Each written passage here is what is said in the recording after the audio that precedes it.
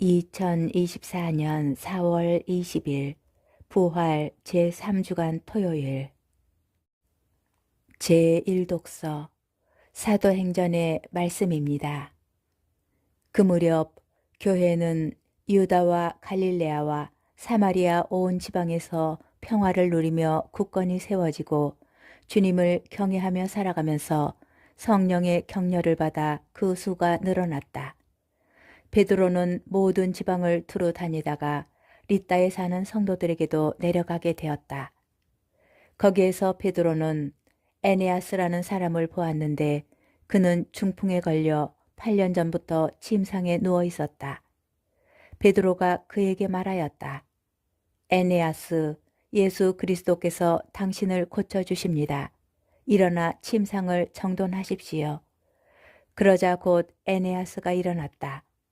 리따와 사론의 모든 주민이 그를 보고 주님께 돌아섰다. 야포에 타비타라는 여제자가 있었다. 이 이름은 그리스 말로 번역하면 도르카스라고 한다. 그는 선행과 자선을 많이 한 사람이었는데 그 무렵에 병이 들어 죽었다. 그래서 사람들이 그의 시신을 씻어 옥상방에 눕혀놓았다. 리따는 야포에서 가까운 곳이므로 제자들은 베드로가 리따에 있다는 말을 듣고 그에게 사람 둘을 보내어 지체하지 말고 저희에게 건너와 주십시오 하고 청하였다. 그래서 베드로가 일어나 그들과 함께 갔다.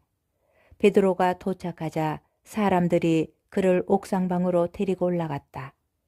그러자 과부들이 모두 베드로에게 다가가 울면서 도르카스가 자기들과 함께 있을 때에 지어준 속옷과 겉옷을 보여주었다.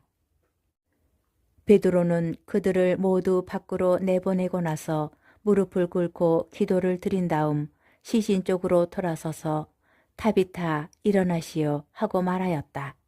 그러자 그 여자가 눈을 떴다. 그리고 베드로를 보고 일어나 앉았다. 베드로는 손을 내밀어 그를 일으켜 세운 다음 성도들과 과부들을 불러 다시 살아난 도르카스를 보여주었다. 이 일이 온 야포에 알려지자 많은 사람이 주님을 믿게 되었다. 주님의 말씀입니다. 복음, 요한복음 6장 60절에서 69절의 말씀입니다. 그때 예수님의 제자들 가운데 많은 사람이 말하였다. 이 말씀은 듣기가 너무 거북하다. 누가 듣고 있을 수 있겠는가? 예수님께서는 제자들이 당신의 말씀을 두고 투덜거리는 것을 속으로 아시고 그들에게 이르셨다. 이 말이 너희 귀에 거실리느냐? 사람의 아들이 전에 있던 곳으로 올라가는 것을 보게 되면 어떻게 하겠느냐? 영은 생명을 준다. 그러나 육은 아무 쓸모가 없다. 내가 너희에게 한 말은 영이며 생명이다. 그러나 너희 가운데에는 믿지 않는 자들이 있다. 사실 예수님께서는 믿지 않는 자들이 누구이며 또 당신을 팔아넘길 자가 누구인지 처음부터 알고 계셨던 것이다. 이어서 또 말씀하셨다. 그렇기 때문에 아버지께서 허락하지 않으시면 아무도 나에게 올 수 없다고 너희에게 말한 것이다. 이 일이 일어난 뒤로 제자들 가운데에서 많은 사람이 되돌아가고 더 이상 예수님과 함께 다니지 않았다. 그래서 예수님께서는 12 제자에게 너희도 떠나고 싶으냐 하고 물으셨다. 그러자 시몬 베드로가 예수님께 대답하였다. 주님, 저희가 누구에게 가겠습니까? 주님께는 영원한 생명의 말씀이 있습니다. 주님께서 하느님의 거룩하신 분이라고 저희는 믿어왔고 또 그렇게 알고 있습니다. 주님의 말씀입니다. 오늘의 묵상, 내 살을 먹고 내 피를 마셔라 라는 예수님의 말씀을 실제 살을 먹고 피를 마시라는 내용으로 이해한 사람들은 지독한 거부감과 불편함을 드러냅니다. 이 말씀은 듣기가 너무 거북하다. 누가 듣고 있을 수 있겠는가?